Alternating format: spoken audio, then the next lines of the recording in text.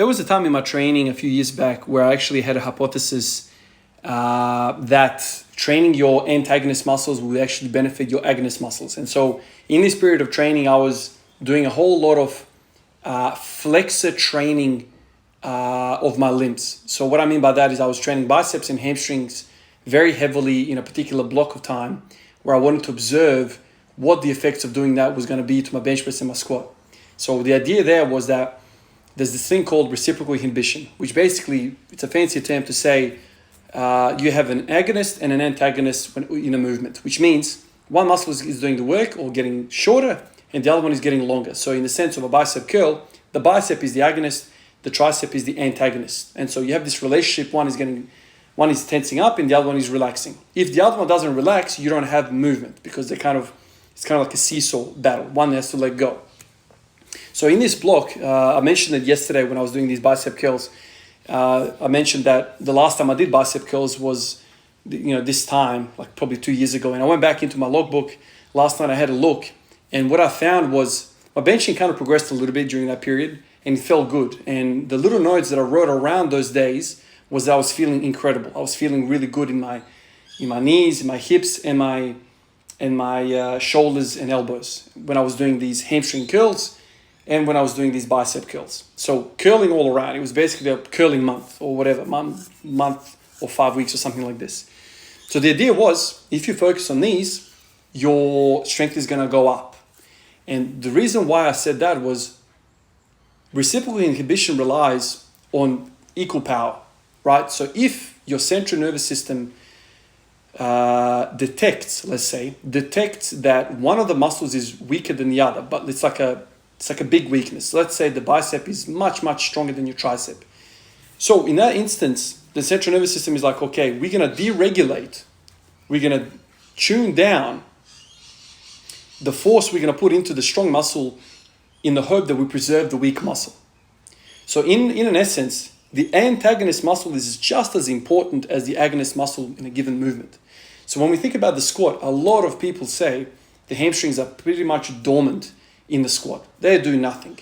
But in my humble experience that I've been training last 7 years, every single time I have incorporated some sort of pull, in the last 2 years specifically when I was doing this squatting every day, I have felt good, hip pain has gone away, and I've seen strength gains in my lifts. Now, how do I combat the argument? All these really smart people in the world have said the hamstrings are not involved, absolutely not involved in the squat. Whereas my anecdote is they might not be involved in the squat itself, but they are involved in pulling the pelvis into position, and there's like this tonicity, there's this resting contraction that happens in muscles. So if my hamstrings are really strong, it's almost like the central nervous system sends more innervation, more stimulus to the quad because there's a balancing of power.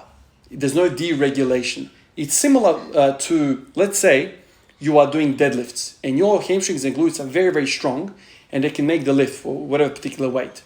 But somewhere in your spinal column, let's say in your core, in your anterior core, you start to break and you start to lean over, you start to kind of buckle at your core. All of a sudden, the central nervous system via your cord, the spinal cord, is going to deregulate these strong muscles in the hope of preservation and avoiding injury. This is kind of like how I'm thinking about this, and this is all just pure anecdote. I'm not talking about out of a textbook or studies. I haven't read anything. This is just me and my experience with squatting in the last 7 years.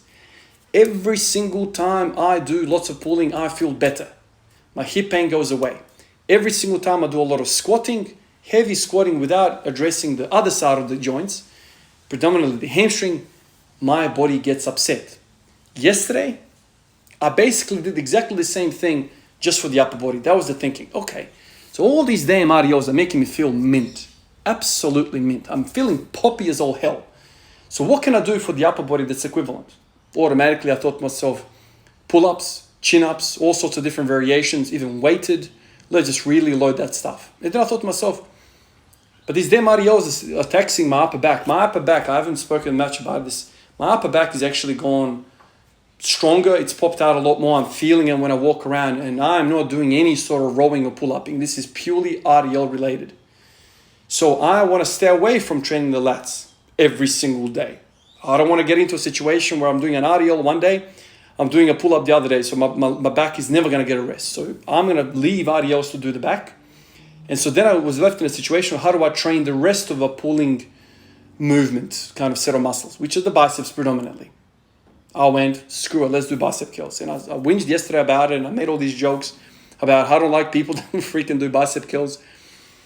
But my benching went really well. I was basically supersetting. So I would do a bench, a set of benching, set of curling, set of benching. And I think a lot of us have actually experienced this as well. When you are doing agonist, antagonist, supersetting type of session, you feel incredible. And I've heard a lot of well-respected people in the industry, Olympian kind of level bodybuilders talk about this very method of training to be very beneficial for us. It's kind of like a weird way of the central nervous system just, outputs more energy and you feel smoother. So yesterday my benching felt mint, elbows felt really well, my chest felt really well, everything felt really well. And then it occurred to me, I didn't speak about this yesterday, but it occurred to me that one of the biceps, the short head of the biceps, this is where this gets complicated, man. Like the more you look into this, the more it gets confusing. One of the heads, the short head of the bicep, inserts in I forget the anatomy now. It inserts across the shoulder joint, which makes it able to flex the shoulder. So let me say this again. One of your bicep heads helps in flexion of the shoulder. Okay? Basically, one of the biceps helps you bench. There's actually another muscle which I forget the name of. It's like a long, thin muscle that goes from your armpit all the way down to your elbow, I think. It's not a bicep, but it's one of the upper arm muscles, which I was looking at last night. There's so many freaking muscles that we don't even know, the general public doesn't even know about. If you just Google this stuff, muscles of the upper arm, you'll see a whole bunch of muscles other than just the biceps. There's more musculature there. So one of these muscles are involved in actual flexion of the shoulder. And so when you are doing these bicep curls, you're predominantly doing the biceps and the brachialis, that's fine. But part of that movement is actually you're training some of these muscles which are involved in benching. Anyway, this is what I learned last night. It wasn't as big of a moment as when I learned the glutes instead into the ITB, but it was along those kind of levels. I was like, hold on a minute. Biceps what? I always thought biceps just moved the freaking elbow, just flexed the elbow, and that was it. The body's more complicated than we think it. And, I'm not surprised that I never really looked into this and I realized this because I've never really been hot on bench pressing. I never looked into all these things, but there you go. So today I went in and I was like, let me do some curls of the sort that I like. So I started doing these hamstring curls again. You guys have seen me do hamstring curls freaking a million sets until the cows come home, man. I've done a lot of these things. Today I decided to test something else. I decided to do them before the RDLs. And I did 10 sets. So I did 5 sets of 20 with 15 kilos on that bench. You saw I started the video. And then I went up to 20 kilos and I did 5 sets of 15 with those. Okay, so it wasn't crazy. It was just pump training. And I was like, let me see if my performance drops off in the RDL. Not really. I've said to you guys many times over, I don't know what the hell it is about this, but I can train hamstring curls every single day, basically the same level of performance. I know that you don't get DOMs out of exercises like this because there is no stretch involved. There's no eccentric loading. Stuff like RDLs and good mornings produce lots of DOMs because there is elongation under duress or eccentric loading. It's like a long range of motion. With hamstring curls, you never get that. However, we don't have to get sore, but if you've smashed the hell out of yourself on the hamstring curl, the following day you shouldn't be able to do the exact same reps and sets. If you can, that means you're not really doing stuff. You're not really damaging the muscle. You're not really exerting your will over the muscle, if you will. So for many days, probably even weeks during the last holiday, I did so many freaking hamstring curls. I got into a situation where I was doing them twice a day just to smash them. And I don't know whether I spoke about this on the videos or not, but it was interesting to me to see that I could do it every single day. So today I was like, all right, let's really put this to the test.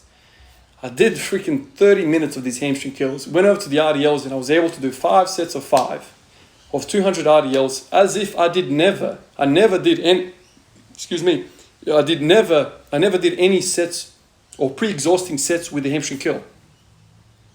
So these damn hamstrings, man, are so freaking hard to train. Obviously the RDL and the good morning, they smash them. Okay, I really feel the hamstrings contract, flex, and help me get out of that RDL position into a standing position. I don't know. I had a really good pump. I went over to the RDLs, and it's as though I was using different muscles altogether. Now the hamstrings, I'm gonna list them now, if I can remember correctly. So the hamstrings, there's 4 muscles, or there's 4 heads: semitendinosus, semimembranosus, rectus femoris, and the rectus femoris has 2 heads. So that makes 4 heads of hamstrings. Rectus femoris has a long head and a short head. All of the hamstrings flex the knee, all of them. But only 3 of them are involved in hip extension. Only the rectus femoris, not the rectus femoris, bicep femoris. I always get those 2 mixed up. Only the bicep femoris, the short head, does not get involved in hip extension. So semimembranosus, semitendinosus, bicep femoris, long head, they do hip extension, and all of them do knee flexion as well as the short head. So when you do hamstring curls, you do all of the hamstrings. When you do hip extension exercises like a good morning or an RDL, you're leaving one of the heads of the hamstrings out of the mix. So it makes sense to do the curls. So I do the damn curls, and it's as though I didn't really do any curls at all because there was no dip in performance. I thought, here we go. I'm gonna struggle to get.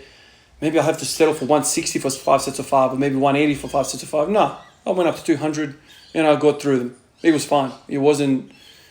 The grip was causing me trouble today more so than anything. I ripped a bit of a callus on my hand here, so I had my doubts finishing the RDLs because of that. But it wasn't because of the hamstring curls. So automatically, I know some of you guys are going to say, the hamstring curl machine is useless, you got to do Nordics. Now, I've tried Nordics, man, and a lot of people have asked me, do you like Nordics? What's your opinion on Nordics? To me, Nordic hamstring curls make no sense to me. It makes no sense to me because the exercise is too advanced. It's like teaching somebody how to pull up and you're making them do muscle ups. You can't do it, man. You can only do a negative. So if somebody flicks you up to the bar in a dip position and then you try to lower yourself down into a pull-up position all the way down, that's what that reminds me of. You can't freaking start day 1 hamstring training with just one eccentric Nordic rep. No other exercise do we ever train our body like that. Start with a super maximal load day 1. It makes no sense to me. And a lot of people say, it's really good, it prevents hamstring tears. And I understand why people are a fan of the Nordic curl exercises, because it involves glute contraction with hamstring contraction. And we know, and studies have shown this, and experts have shown this, that you need to train your hamstring in a coupling effect with the glutes. Because if you just train the hamstring and the hamstring gets overly dominant, it can tear when you're out in the field running, picking up a ball or playing soccer or whatever the case might be. You need the glute and the hamstring to be kind of like a pair together in extending the hip, basically. So what does that leave me? I don't know. I don't know whether the hamstring curls should be done for like sets of 30 or 40 or 50, just pure freaking exhaustion. And then you just do the RDLs for heavy weight, 5 sets of 5 with the RDLs, what I'm doing. But today, the sets of 20, sets of 15, I feel like I've done nothing. My hamstrings feel like nothing. I'm not going to be sore, I guarantee you that. And tomorrow morning, I'll be able to get up and do exactly the same freaking rep scheme that I did with them today. So how effective is that? Probably not effective at all. I don't know. I honestly don't know. That short head of the bicep femoris needs to get trained. I believe it. I don't know. I honestly don't know. So, training the flexors of the body is something in my mind right now. It makes me feel good. When I train the bench press for heavy volume, I start getting knots in my upper back. I don't know whether you guys get that as well, kind of rhomboid area knots.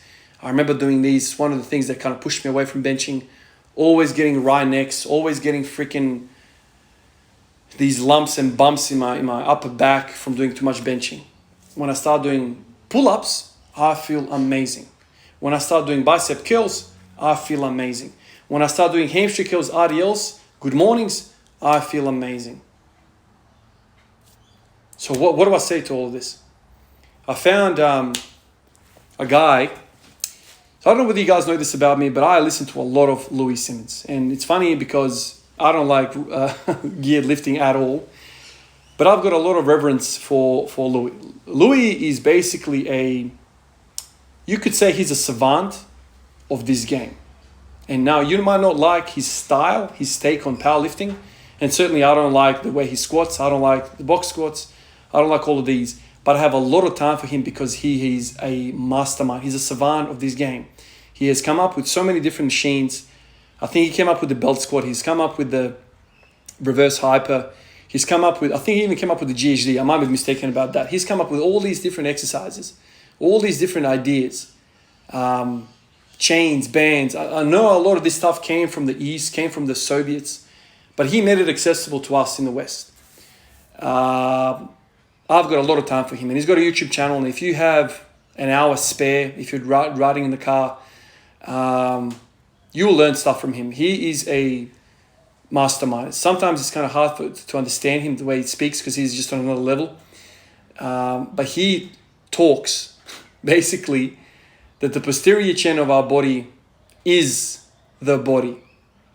I remember him saying this once, and it's kind of resonated in my mind for such a long time. He said that if you have quad hypertrophy, you are not squatting correctly. Now, clearly, he's just talking about a box squat, or he's talking about like wide stance squats. But his lifters have been squatting 1,000 pounds regularly. There's so many of them. Now, I get it. It's not ATG. It's not the way I like to squat. But damn, it's 1,000 pounds. And the way they squat is purely posterior chain. They sit back, they load the glutes and the hamstrings, and they stand up. I feel Louis is correct. All of our health and fitness and strength comes from the posterior chain. That is our foundation. When you look at yourself in the mirror, everything at the front is secondary to the stuff at the back. 1-to-1. Every body part, the stuff at the back is more beneficial. That's the conclusion I'm coming to.